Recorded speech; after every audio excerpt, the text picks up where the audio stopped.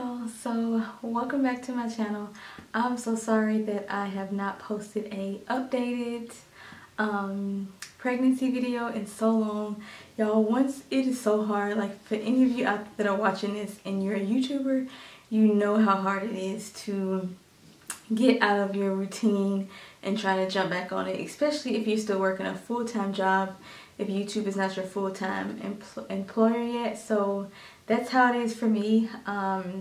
My full-time job I have been putting a lot of focus into, not because that's what I've been doing intentionally, but because I do try to I do try to do a lot there when I am there, so it's just kind of hard to balance it now that I'm pregnant, because I'm really trying to take time to just focus on myself, rest, and really just try to make sure that I'm spending time to rest. So after working that job, so after working my full-time job, so that's what it's been. And then I just gotten so just out of the loop and out of my routine of coming in here and recording, even though it's just literally around the corner upstairs at my parents' house. So I do want to show you guys like my updated studio now that I kind of have things ready to show you guys.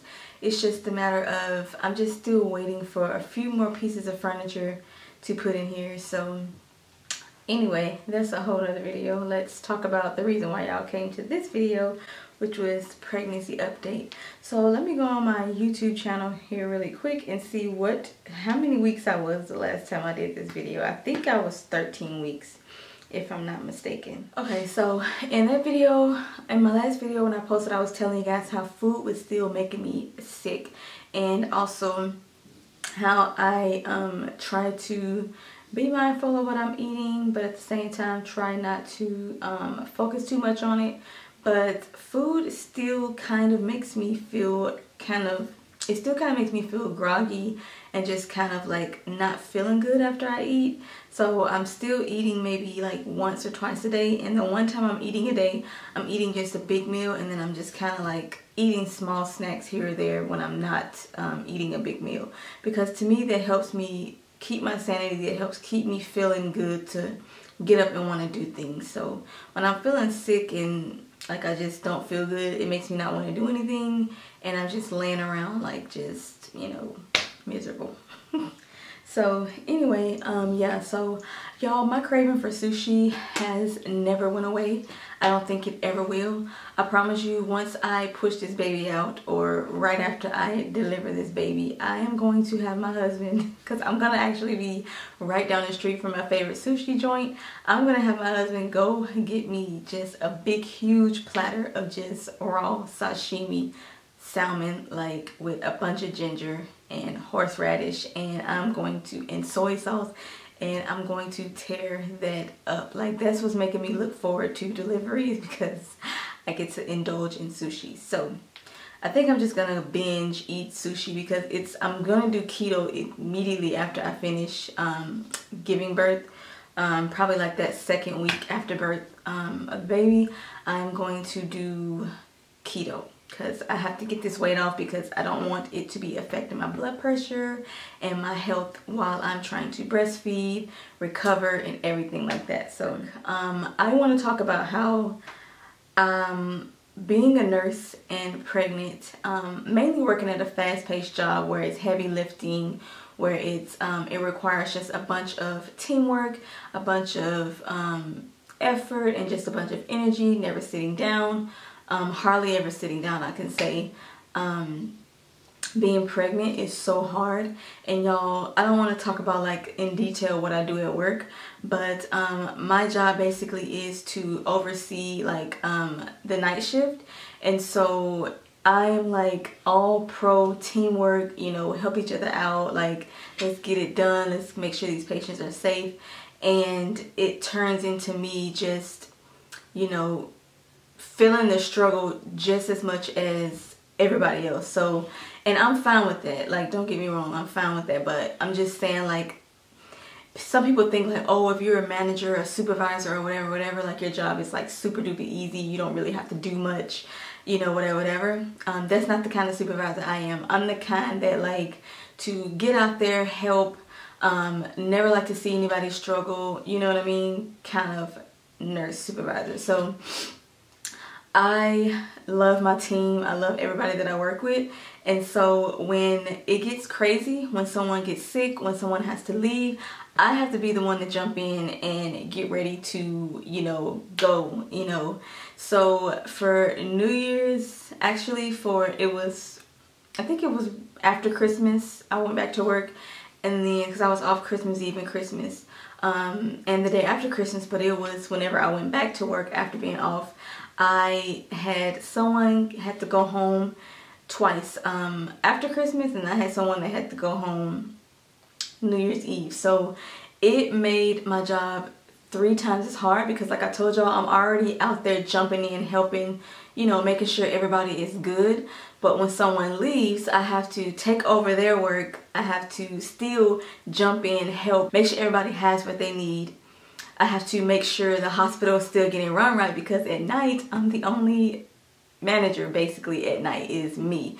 So I have to make sure the hospital is safe. I have to make sure just everything on top of being on the floor and doing, you know, floor work as well. Like, I mean, not like I'm not doing it already, but I have to basically, you know, be assigned patients and, you know, jump in and help. So like I said, again, I'm perfectly fine with that.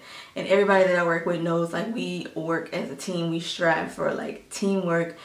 Our motto is like, and what I always tell everybody is, if one person struggle, we all struggle. So, you know, nobody walks alone basically on my shift. So with all that being said, I am pregnant, and the last time I was pregnant, I was doing that as well because I was a supervisor as well. The last time I was pregnant, and we were having the same kind of struggles. It's a fast-paced job, even when I am, you know, even when I don't, even when I'm not assigned patients. So it's still a hard working job, but I love what I do. So,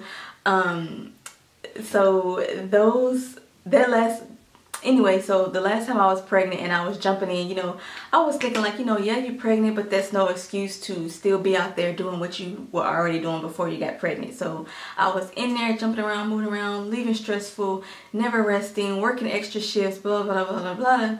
Then next thing I know, roll around 31 weeks, I am preeclamptic. Well, actually, I ended up having signs of preeclampsia 2 weeks before I actually gave birth to my son. But I ended up having to just emergency, like, take the day off, like, not go to work, head straight to the ER. 2 days later, I had my son at 31 weeks. So I learned my lesson this time is to take it easy as much as I can. And like I said, I love my crew that I work with because a lot of my crew that I work with now, they were there before when I was pregnant as well. So a lot of times when they see me like jumping in and doing things, they're like, go sit down, or we got this, calm down, or, you know, don't stress, it's okay, we're gonna make it. Like, they are so some of the best motivators, like, and some of the best and some of the hard working people that I've ever worked with on my crew. So work is good. It's just that those 2 days really brought me back down memory lane from the last time I was pregnant. It's just this time I was more mindful to like slow down, calm down, like take it one step at a time. Don't stress out. Don't freak out whenever things happen, you know, because it's stressful taking care of people. It's stressful taking care of people.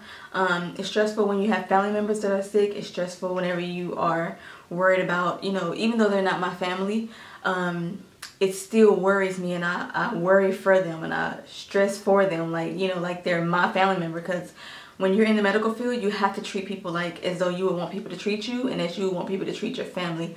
And the way my heart is, I knew nursing was for me, is when I feel for them. You know what I mean? You really, really feel for them, and you really, really, really want to go above and beyond and take care of those people because they're trusting in you, you know? So I know this video is kind of turning into like talking about the healthcare field, but y'all, this is what I've been going through the last 3 weeks, and why I haven't been uploading is because work has been really, really stressful sometimes, and I just like to spend my off days just resting, you know, and try not to think about it, you know, because a lot of times I find myself on my feet a lot. So I've started having this lower back pain really bad that I usually don't have until like around 5 to 6 months, which I am 4 months, so hence why I'm starting to feel that back pain here and there. But thank God my husband is a physical therapist, so I am able to have him show me stretches that I can do when I'm at work or when I'm at home to help with my lower back, so that helps. Also, whenever I am at home resting, I try to spend a lot of time, especially with my younger son, because I don't want him to be such in shock whenever the baby comes, because y'all, he's still learning to talk. He's still learning to understand what we're saying, because like I told y'all, I don't know if I ever told y'all that he was, well, I told y'all he was a preemie, but I also told y'all that he had surgery to remove his adenoids, which is this sinuses right in here that was so big that it was blocking his hearing, and we didn't know for so long, and none of the doctors wanted to perform the surgery on him because 1, he was a preemie, 2, he was younger than what he actually was, and a lot of doctors wasn't comfortable with performing a surgery on somebody that was in his condition. So we ended up being blessed to find a surgeon that actually did it on kids even younger than him for over 18 years. So after his sleep study and everything, we were able to get the surgery done. We found a really good neurologist that it was so hard. He stayed booked. And so we finally got an appointment to see him, got the sleep study, then we got the surgery. So during that time frame though, whenever we were going through all these tests and the doctor's not wanting to do the surgery, those are the most crucial times for a child his age to learn to pick up from the environment. And we didn't even know that he wasn't hearing us. We actually found out he had a hearing difficulty whenever we actually took him to go see the surgeon finally that decided that he'll do it because he's had so much experience. When we finally took him to his office when they did the hearing test right before the surgeon saw him for the first time, he could not hear hardly anything, y'all. Like anything. When I was in the booth with him, they were playing the things, like I can hear it loud and clear, but he was just, like they said, he basically failed.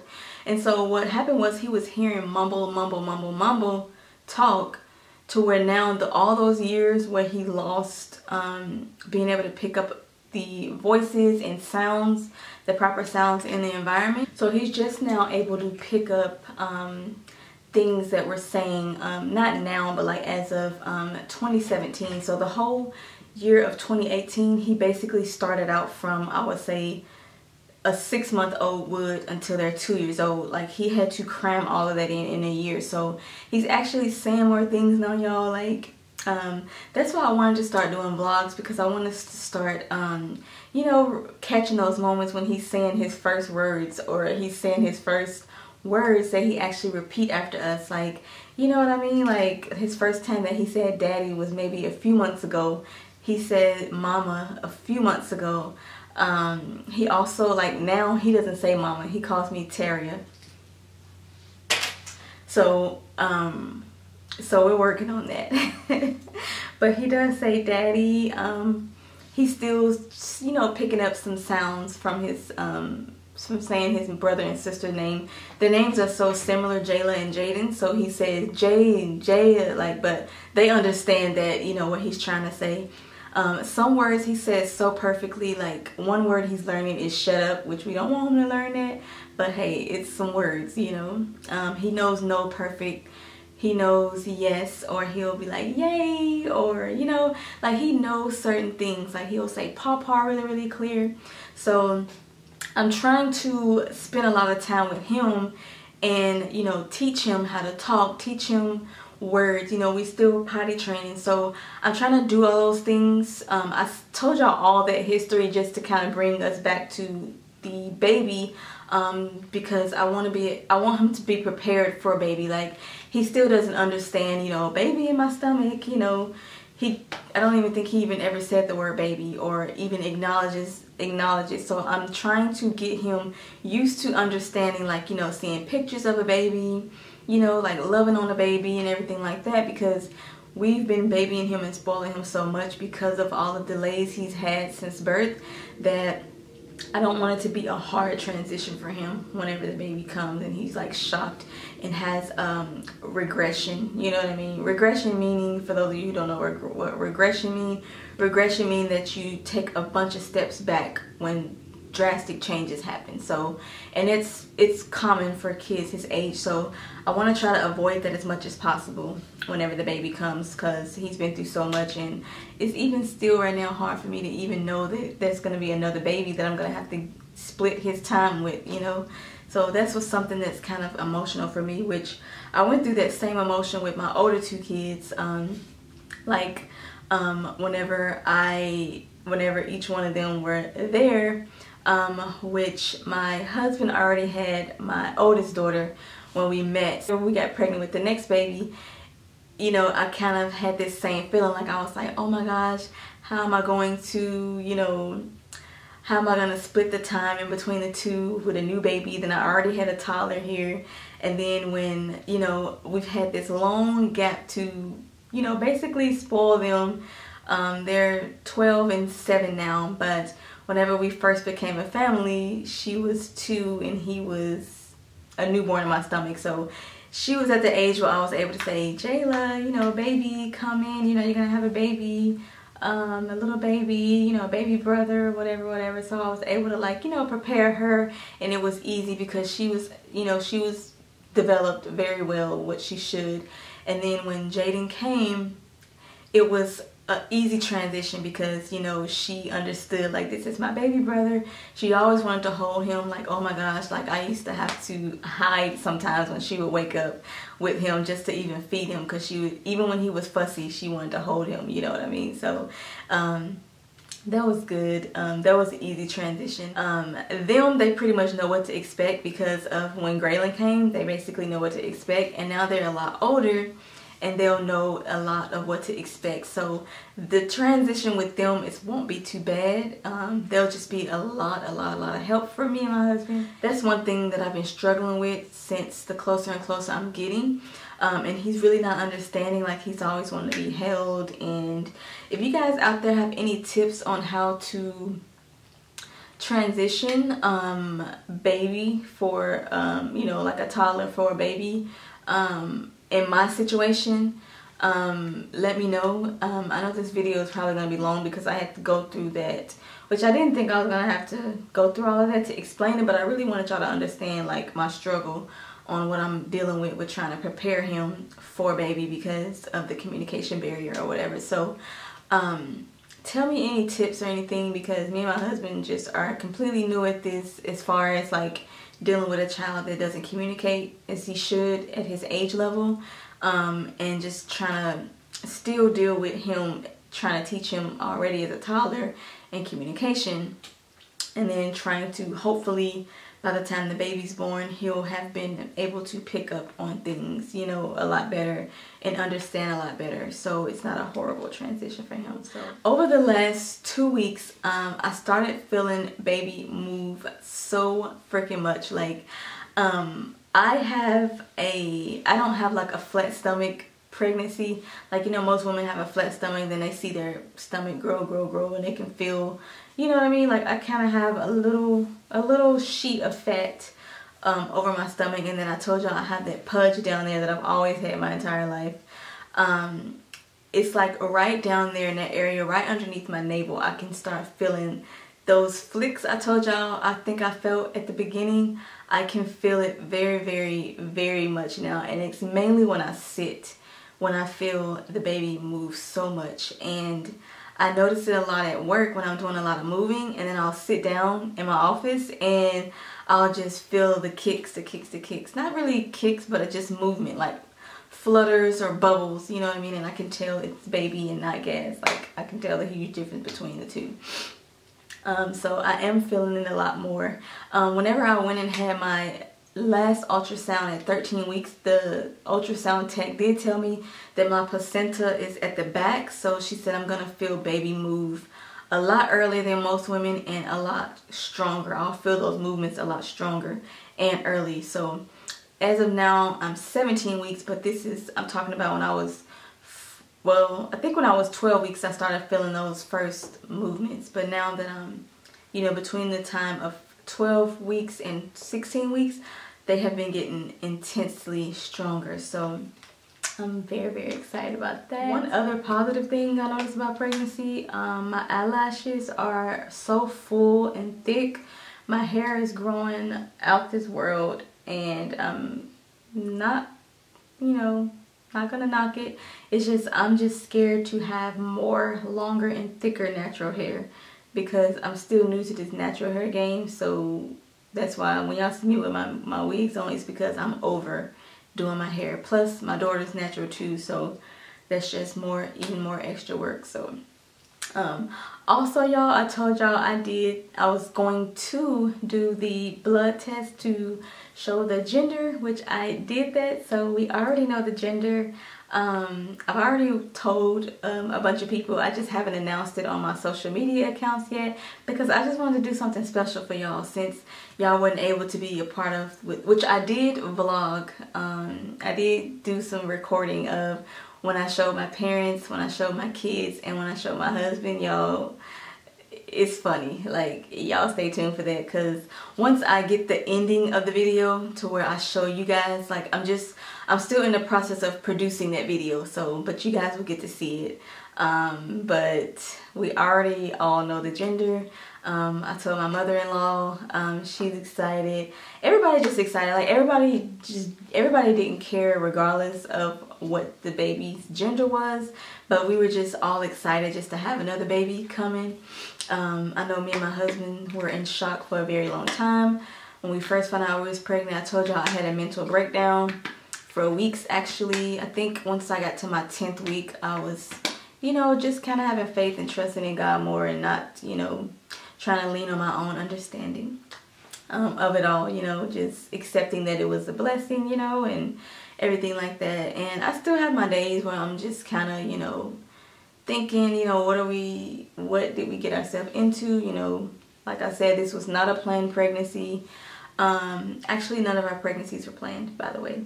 Yeah, so anyway, so it's just kind of, you know, it just kind of stopped a lot of things for us that we were trying to do. And it's okay, because maybe this is what God wanted. Maybe he wanted us to take more time with doing things like, I don't know, that's a whole other video. But y'all, that's pretty much all that I can say. Actually, I want to talk more about lower back pain, because my lower back pain has actually been increasingly getting worse. I toss and turn a lot, and it's so hard for me to sleep every once in a while.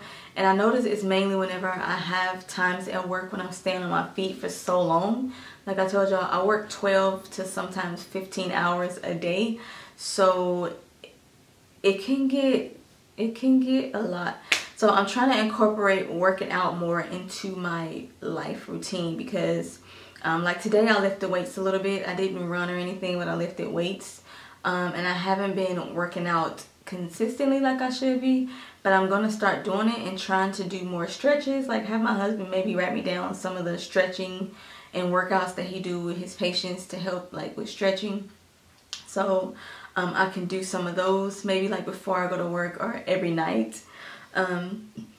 Like I told y'all before in one of my other videos, my doctor told me that I can do 10 to 15 pound weights. I was actually doing 25 pound weights before I got pregnant, because y'all know I was on my weight loss journey. I picked up a 15 pound today, and I was like, how in the heck did I reach 25 pounds? So yeah, it's time to work myself back up at least to 15 pounds throughout the pregnancy. So, but y'all, thank you guys for watching. I hope you guys didn't get bored. I hope y'all decided to eat a snack and follow along with me. I mean, and you know, get comfortable and just listen.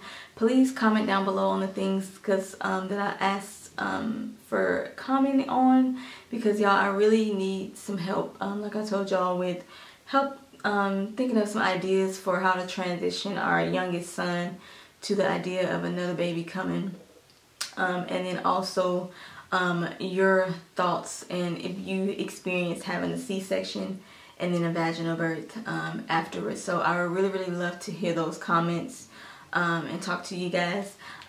It's now time for the shout out and the belly shot.